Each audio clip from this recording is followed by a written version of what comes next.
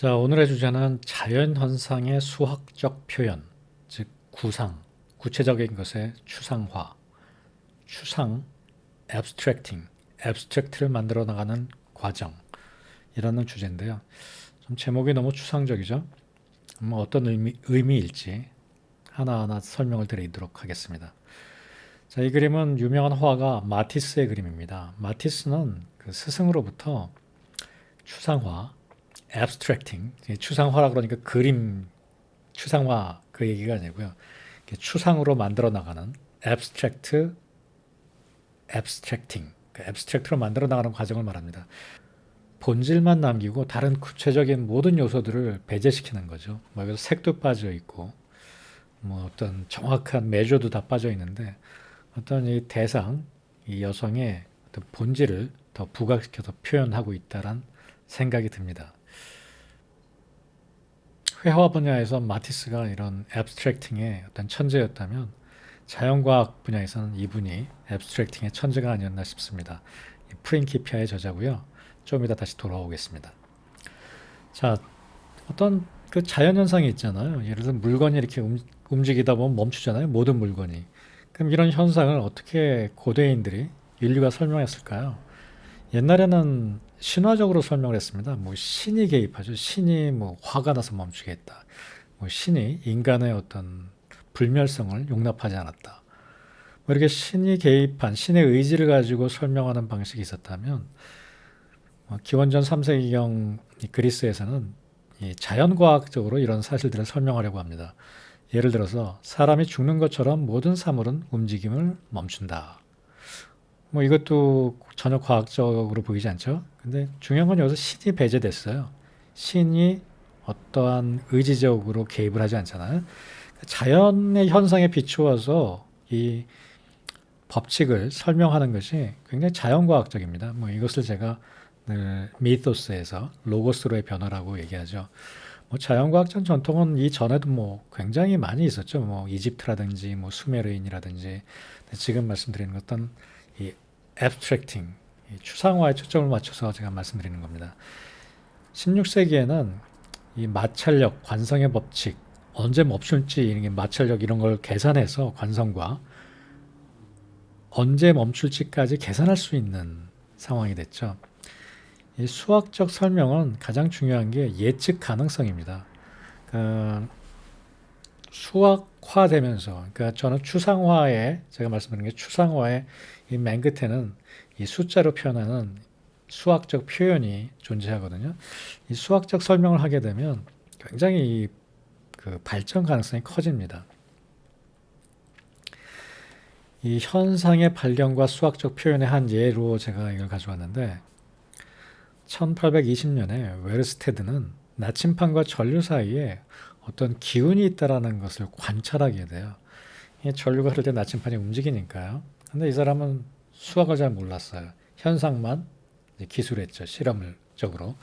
그랬더니 앙페르가 자기장의 강도와 거리 사이의 관계를 방정식으로 표현했습니다. 수학을 잘하는 사람이었고, 패러데이는 그 다음에 전류와 자석 사이의 힘을 주고받음을 실험적으로 증명했어요. 이때 패러데이가 만든 게 모터와 발전기의 어떤 아키타입이거든요. 근데 패러데이는 수많은 전자기하의 실험을 했지만 수학을 잘 몰랐어요. 이런 패러데이의 실험 결과를 1865년에 맥스웰이 다 수학화시킵니다. 그래서 여러분들이 잘 아시는 맥스웰 방정식, 엄청나게 많은 맥스웰 방정식이 여기서 나오게 되는 거예요.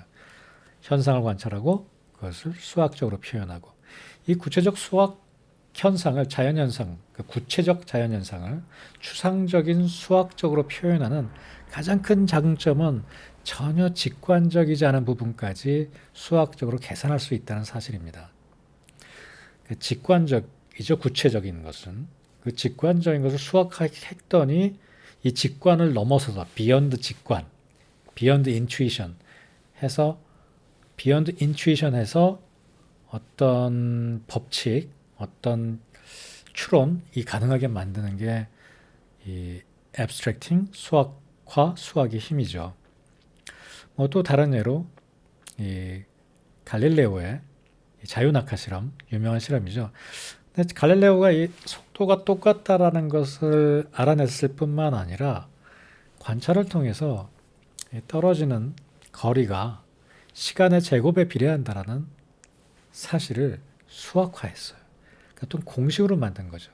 제곱에 비례한다. 이 distance가 상수 앞에 2분의 1 AT 제곱, 2분의 1 A 상수를 놓고 이 타임의 제곱에 비례한다라는 사실을 알아낸 거죠.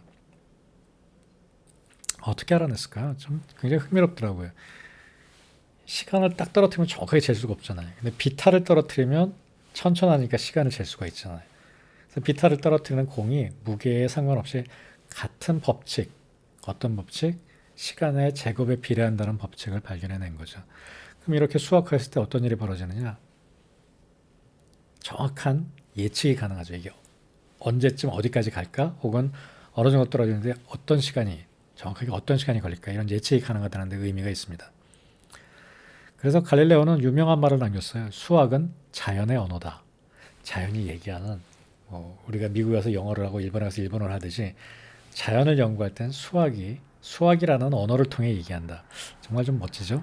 이 추상화하고 보편화하는 과정이 자연과 대화를 나누는 방식이다. 극단적으로 그렇게 얘기할 수 있겠죠. It's a scatter plot. Okay, maybe not. Now, this is a pretty random distribution of couscous, but when I take my bow and I play this metal square like an instrument, this random distribution will suddenly become decidedly unrandom. Here we go.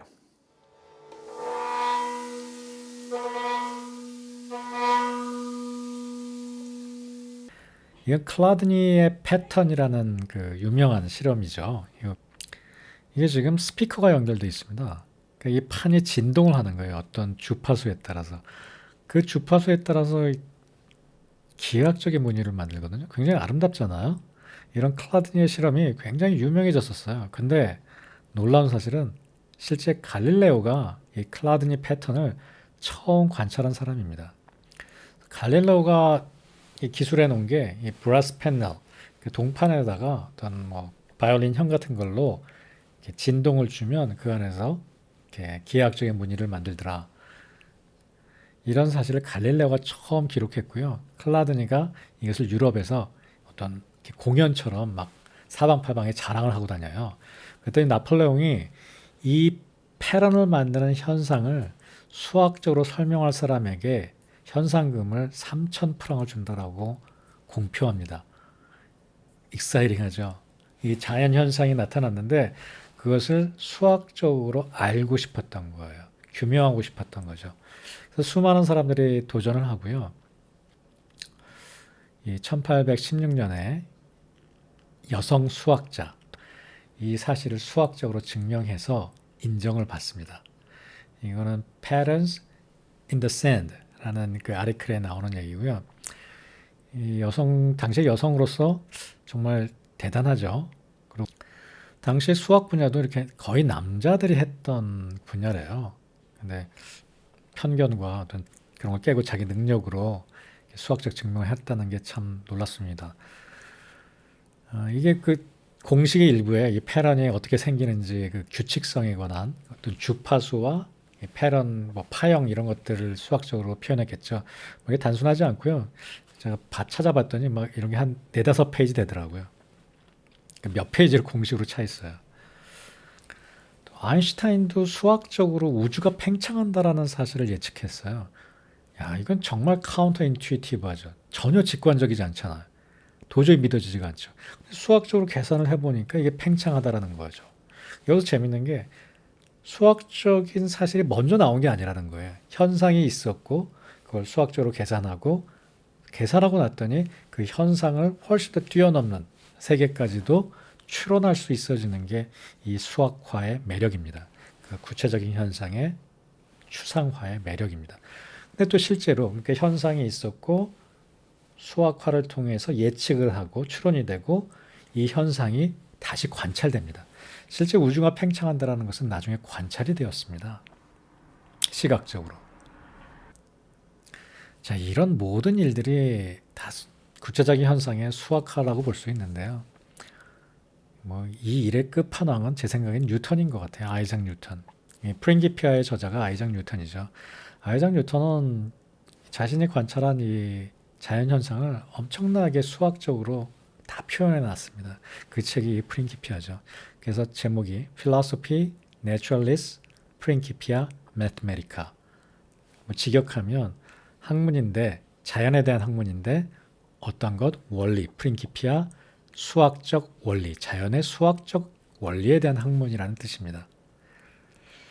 만약에 뉴턴이 이렇게 수학화하지 못하고 현상만 기술했다면 지금처럼 이런 그 근대과학의 태동이 더 늦어지지 않았을까 싶습니다.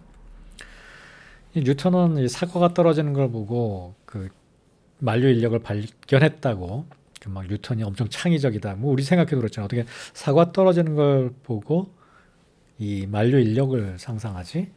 저도 이게 되게 이상했어요. 그랬더니 사실 뉴턴이 사과 떨어지는 거 보고 만류 인력이랑 바로 연결한 게 아니에요. 당시 뉴턴이 그냥 맨날 하던 생각이 있어요. 그냥 똥 싸면서도 하던 생각이 있어요. 그 생각이 뭐였을까요? 이게 당시에 그 지동설 궤도인데 왜 어떻게 이 별들이 이 태양의 주위를 타원 궤도를 유지하면서 돌까 이런 생각을 한 겁니다. 돌면은 이게 원심력 때문에 나가버려야 될 것 같은데 또 어떤 원리로 이렇게 돌까 이런 생각을 맨날 하던 거예요. 그러다 보니까 이 사고가 떨어지는 걸 보고 아, 이 두 물체 간에 잡아당기는 힘이 있으면 이 타원 운동이 설명되겠구나 이런 생각을 한 겁니다. 사과에서 그냥 이 근대과학이 탄생한 게 아니란 말이죠. 그 전부터 축적된 현상, 해석하고 싶은 현상이 있었다는 겁니다. 이 현상에 대한 얘기는 이 16세기까지 한번 거슬러 가서 설명이 되는데요. 티코 브라헤라는 천문학자는 이 코페르니쿠스가 이야기한 이 지동설이 마음에 안 들었대요. 그래서 이 천문을 계속 관찰하면 답이 나오잖아요. 이 계산을 할 수가 있잖아요. 천문을 계속 관찰을 해가지고 엄청난 자료를 만들었답니다. 왜? 코페르니쿠스한테 반박하려고. 이게 말이 안 된다. 어떻게 지구가 도느냐? 하늘이 돌지. 근데 그러려고 그런 게 아닌데 이 티코 브라이는 이 연구 결과만 많이 남겨놓고 죽어요. 근데 그 제자 요하네스 케플러의 법칙 기억하시죠? 이 요하네스 케플러가 이걸 수학적으로 다 계산을 해서 이 지동설을 증명하는 결정적인 계기가 됩니다. 또 이 지동설의 증명에는 이 수학화, 이 수학적 계산이 뒤따랐던 거죠. 이 현상을, 그러니까 요하네스 브라이는 현상을 잘 관찰해 놓고 그걸 수학화시키고 추상화시키고 그리고 추상화를 통해서 우주가 팽창한다는 사실까지 또 직관을 훨씬 더 넘어서 추론하고 제가 지나치게 단순화시켰지만 이는 현상과 추론이라는 이 단계를 계속 밟아가는 과학사적인 사건들입니다. 어째서 행성은 타원 운동을 하며 태양 주위를 도는 것일까? 바로 이 의문이 사과라는 매체를 통해서 근대 물리학이 탄생하는 계기가 되었습니다. 여기에 또 담긴 의미라면 이 천상의 어떤 운동, 그러니까 천문이죠. 천문은 어떤 슈퍼내추럴하고 우리의 세계랑 다른 세계라고 생각했었는데 이 뉴턴의 물리학을 통해서 이 지상의 법칙, 중력, 사고가 땅에 떨어지는 것, 뭐 연력학의 법칙 이런 법칙 안에서 이 천체가 다 해석된다라는 지상과 천상의 법칙이 다르지 않다. 여기서 또 한번 그 신과 하늘과 우리가 땅 딛고 있는 땅과의 경계가 무너지는 그런 계기가 되었던 사건이었죠. 자, 다시 처음 문제로 돌아가 보겠습니다. 여러 가지 자연현상이 있죠. 물체는 땅으로 떨어진다. 자석은 밀어내고 당긴다. 무게가 많으면 마찰이 커진다. 같은 성질은 밀어낸다. 성질이 급한 사람은 빨리 식는다. 음이 성하면 양으로 변한다. 한약적인 음이 성하면 양으로 변한다도 자연현상입니다. 자연현상을 관찰한 거죠. 피라미드를 만드는데 무게가 많으면 동그란 나무가 필요하네 굴리려고 그래서 마찰을 줄일 수 있겠다. 이런 게 다 자연현상이죠. 은폐배 효과 기억하시나요? 제 그 동영상에 있던 연구방법론에 있습니다. 뜨거운 물이 찬물보다 더 빨리 언다. 이런 것들은 다 자연현상입니다. 잘못 들은 거 아닙니다. 뜨거운 물이 더 빨리 업니다. 프리즈합니다. 직관적이지 않은 자연현상이죠. 지금 말한 자연현상들, 예를 들어서 하나 더 붙인다면, 모기 성하면 토가 약해진다. 목극토한다. 이런 것도 다 자연현상을 표현한 건데요. 이런 자연현상들을 어떻게 수량화할 수 있을까요? 뭐 아까 갈릴레오가 수는 자연의 언어라 그랬잖아요. 숫자로 표현할 수 있다면 참 좋을 텐데 말이에요. 음이 성하는데 언제쯤 되면 양으로 변하는지, 양이 언제쯤 되면 음으로 변하는지 이걸 수학적으로 계산할 수 있다면 우리 환자 치료하는데도 큰 도움이 되지 않을까요? 피타고라스는 이런 얘기도 했어요. 수는 우주를 지배한다. 수는 자연의 언어다. 수는 우주를 지배한다. 뭐 갈릴레오의 얘기나 피타고라스의 얘기나 좀 상통하는 부분이 있는데요. 이 수학화는 이 자연을 이해하는 가장 좋은 도구라는 사실은 명백한 것 같습니다. 그래서 동양과 서양에서 모두 이런 노력을 했어요. 뭐 프린키피아만 있는 게 아니고요. 주역도 자연현상을 수량화하려던 노력이었습니다. 그게 맞고 틀리느냐가 중요한 게 아니고요. 음이 양이 되고 양이 음이 되고 팔괘가 되고 이것들을 수학적으로 표현해서 자, 수학적으로 표현하는 가장 큰 목적이 뭐라 그랬죠? 수학적으로 표현하고 나면 그 숫자를 통해서 미래를 예측할 수 있거든요. 시간의 제곱과 이동한 거리, 떨어진 거리가 비례한다라는 사실을 알므로써 정확하게 얼마나 시간이 걸릴지 아니면 그 시간에 얼마나 떨어질지를 예측할 수 있었잖아요. 그게 추상화가 갖는 힘입니다. 주역도 똑같습니다. 수량화함으로써 미래를 예측하는 데 쓰였던 거죠. 뭐 오행 상생상극이 있고 뭐 음극 사양이 있고 뭐 음이 성하면 양이 쇠하고 이런 것들이 다 미래를 예측하려던 노력이었습니다. 뭐 현대 자연과학적인 수량화엔 실패했지만 뭐 지금까지도 어떤 이런 그 사주나 오운육기를 따져가지고 수량적으로 질병을 치료하고 그런 한의사들이 있다고 들었습니다. 뭐 고대 중국에서도요 이런 수학화, 수학의 중요성을 알았었습니다. 금원시대 어떤 시대인지 아시죠? 이동원, 주단계 이런 분들이 활동했던 시기입니다. 1000년쯤 되니까요. 기원 후 1000년쯤 되니까 이 한의학이 막 이제 발전하던 시대입니다. 한나라에 형성된 한의학이 발전하던 시대였거든요. 그때 이제 원나라가 몽고 사람들이 지배했었잖아요. 이 몽골 관리들은 이 수학이 중국이나 유럽이 너무 떨어져 있다. 그래서 이 아라비아의 수학이 들어와서 우리가 이용해야겠다. 뭐 이런 시각을 가졌었어요. 그러니까 이 수학화의 노력은 근대에 시작된 게 아닙니다. 늘 인류와 함께 뭐 땅을 측정한다든지 뭐 수로를 판다든지 날씨를 예측한다든지 더 중요한 건 여기 나오는 역법. 이 역법이라는 게 달력을 만드는 게 엄청나게 중요한 일이었거든요. 어떤 나라가 다른 나라를 지배하면 달력을 언어를 바꾸듯이 바꿨대요. 그 나라의 달력을. 이런 게 다 수학이 기반된 거거든요. 우리나라에서도 18세기 초에 해당 최한기 선생님 제가 개인적으로 제일 좋아하는 그 저의 어떤 영웅인데요. 이런 얘기를 했습니다. 수가 아니면 그 기를 운영할 수 없고 기가 아니면 만물을 궁격할 수 없다. 그래서 이해할 수 없다. 수가 아니면 기를 운영할 수 없고 기가 아니면 만물을 궁격할 수 없다. 수의 그 중요성을 굉장히 인식하셨던 분입니다. 기수가 밝혀져서 신운하의 강약과 진태가 실제 근거를 갖게 되고 해부의 증험이 많아져서 몸 전체 부위에 이루어진 기틀과 운동에 다른 논의가 없게 되었다. 다른 논의가 없게 되었다? 이거는 증명이 된다는 얘기죠. 증명이 안 되는 거는 싸울 수밖에 없죠. 계속 신학처럼. 네, 이렇게 증험이 되면 싸울 필요가 없죠. 여기서 기수가 밝혀져서 이게 수학적으로 법칙이 밝혀졌다. 이런 얘기를 최한기 선생님이 하신 겁니다. 최한기 선생님은 이 수학화되고 이런 것들을 굉장히 높이 평가하셨어요. 그럼에도 불구하고 또 그게 전부가 아니라는 시각을 갖고 있었습니다. 그래서 그 최한기 선생님이 의서도 썼거든요. 신기천엄. 근데 이 최한기 선생님이 했던 얘기는 사람은 단순한 기계가 아니다. 그래서 서양의 이런 접근 방법은 명백한 한계를 갖고 있다. 이 신기, 의학조차 수량화하고 측정이 가능하지만 이것이 전부가 아니기 때문에 그 이상을 우리가 파악할 수 있어야 된다. 종국적으로 궁극에 이 수학만으로 온전히 설명되기 어려운 부분이 있다. 뭐 지금 이런 것들이 다 맞는 얘기죠. 그래서 최한계 선생님이 이렇게 얘기하셨어요. 우리 신체 기관, 그러니까 의학이죠. 우리 사람을 파악하는 거. 이 구조와 기능 아주 수학적으로 정확하게 파악하지 않으면 제대로 사람을 치료할 수 없다.